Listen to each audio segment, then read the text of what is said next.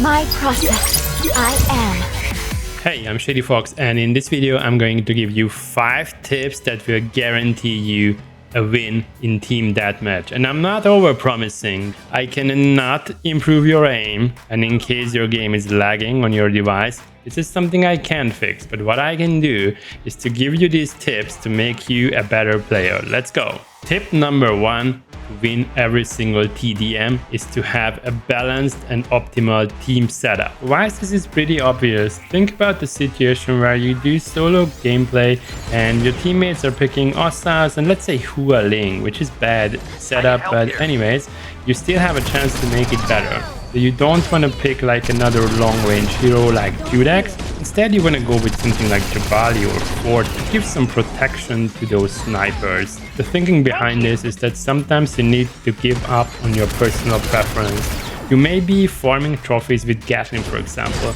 and Gatling is definitely not a good choice next to Osas and Hualing. So thereby, if you are the one willing to give up your preference, then most likely you can have an increased chance to win the game. This type of thinking is going to help you a lot in solo queues, and I wish that all of the players would have that same mindset, because then we wouldn't be seeing those awkward setups. But it's even better if you have some people on your friend list, even if you don't know them, even if they are randoms and you don't talk to them. Still, if you queue up as a team, and then the likeliness of having an optimal team is way higher compared to like the solo queues. The most ideal is obviously if you play with friends, you hop onto Discord, you have voice chat enabled, and in that case you can tell them that, hey guys, you know, I want to play Gatling, come on, support me and bring me a Vanguard or a flanker or something. The second tip to win every single team deathmatch is to focus on the objective.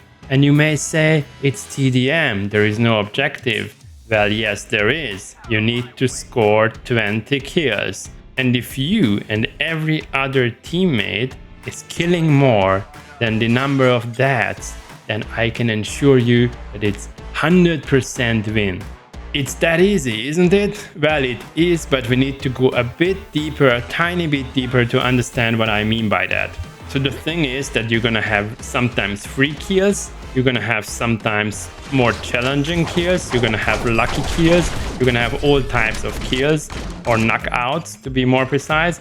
But there are some situations where you need to evaluate whether if it's fine chasing the enemy, if that is going to put you into a risky situation, which may end up you actually being knocked out. It could happen that you have a free kill or an easy kill, but you know that the other 2 enemies are also hiding at the same spot. In this specific example, if your teammates also realize that 1 enemy is down, and if they support you, then the 3 of you can easily hunt down the remaining 2 enemies, then it's fine. But if you are on your own, I wouldn't risk my life. It sounded a bit serious, like risking your life. I mean, it's not your life, your hero's, your character's life. But still, the thing is that in TDM you want to go for the free kills, the easy kills, maybe the lucky kills, and maybe the conscious kills where you set up a good attack with the whole team. Tip number 3 to win every single team deathmatch, which is predestinating the thinking of your enemy and learning during the game. You need to understand the thinking of your enemy and kind of put yourself into their shoes. So let's assume you have a Hua Ling in the enemy team on Brave Wall Kingdom. So what would you do if you would be the Hua Ling? 75% of the games you would jump up to that balcony and try to have an early kill, assuming that your enemy is also going to jump up there. With this in mind, if you're not playing a long-ranged hero or a sniper, Osas or whatever, then simply don't jump up to that balcony, because you predestinate that their Hua Ling is going to be standing there and waiting for do a headshot on you. Sticking to this map, another good example would be flankers who are trying to get to your balcony usually very early in the game. So they start the game, they jump down, and then they use that jumping pod to get to your balcony. If you have an enemy flanker, then be prepared for that, because if you are prepared for these type of things to happen before they actually do, then most likely you are going to be able to counter them. So that's why you always need to think with the enemy's head, and also this includes like map visibility, understanding or guessing the movement of the enemy. Even if you don't see them, if you have like a clue where they are, then you're gonna have an advantage. The second part of this tip is learning during the game, which means that if you realize any type of pattern, like Sindri always coming from the right hand side or Sindri putting her head always at the same spot, then this is something you should be leveraging and try to like avoid going there or set up a kill assuming that she's gonna come from the right side again. Tip number 4 to win every single TDM, which is don't think that you are an invincible hero and try to avoid solo play at all costs. So the first thing that is going to come to your mind, hey, I'm a flanker, obviously I'm gonna do solo play because I'm going to play in a more detached way from my team. I'm gonna try to get in behind the enemy and then land some kills. What are you talking about, Shady? Yes, generally speaking, you are absolutely right, but this is not what I want to highlight. It's more of the timing of the attacks. Like, let's assume you are the first one to revive and your teammates are just going to revive in 3 or 4 or 5 seconds.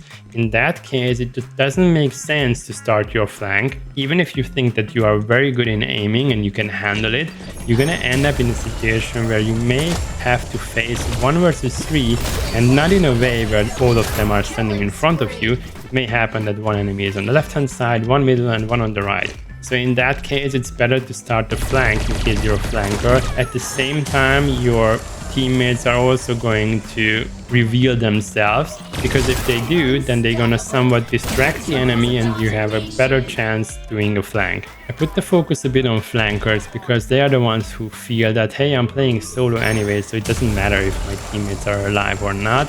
But from this angle, from this aspect, it really matters. But generally speaking about all heroes, I would definitely recommend you to wait for a couple of seconds until your teammates are alive again. Because if you're attacking together, I mean, even if you're not attacking from the same side, it's going to give you information, and based on that information, you can adjust your gameplay, which is definitely going to be, again, an advantage for you. So the 5th and final tip to win every single TDM is don't be scared, don't give up, and don't get bored. So the don't be scared applies to the early game or actually before the game starts. Players tend to have a negative mindset at the point when they see the loading screen, they see some fancy names and nice skins and nice banners. The usual thinking here is going to be that, oh my gosh, I need to face high-end players, they have fancy skins, so it's going to be an instant loss, which will put you into a negative mindset even before the game starts. Same applies if you see their hero selection. Let's say you're playing Ya and you see a Sindri, and then you may think, oh my god, her head is gonna kill me instantly. No, it should be the other way around. You should feel inside that I have this, I'm gonna be able to tackle with that Sindri, I'm gonna come up with a gameplay to outplay her. And the same happens if you start the game, you instantly get killed, also your teammates get killed, and you kind of get scared that, oh my god, this is a tough enemy, I'm not gonna win this game. Forget about that, you can still win that game. Which brings me to the next topic, or next part of this tip, which is don't give up.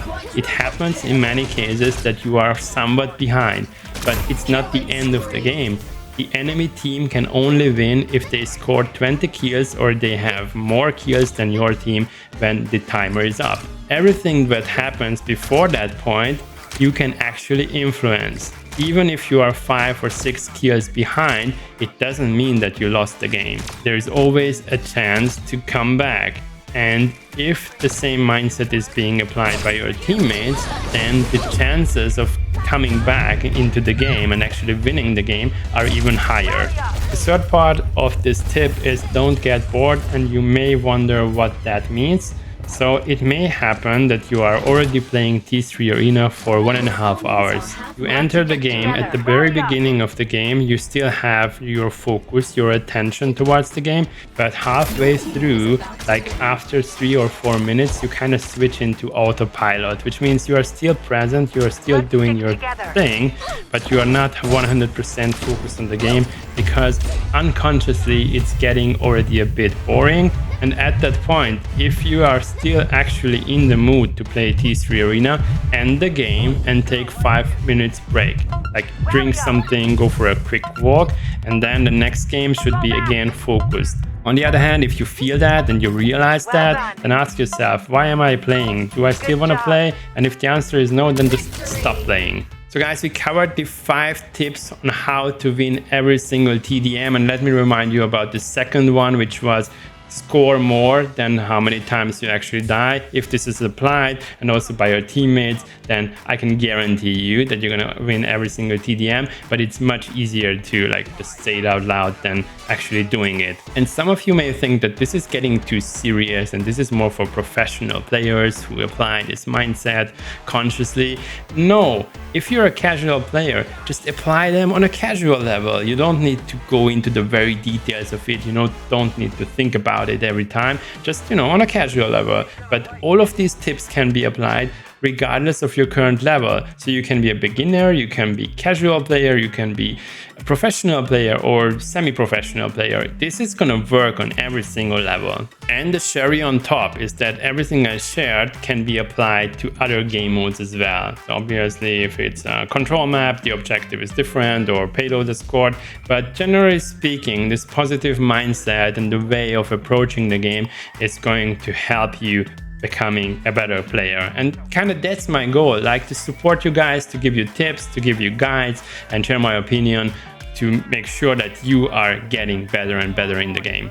And on top, secretly, I hope I can just tiny bit entertain you, because that's also like a secondary goal of mine. Thank you for your attention. Thank you for all the subs, for the likes, for the comments, for sharing your thoughts, for watching my videos all the time. And as always, happy gaming, have a nice day, and see you in the next one. Bye.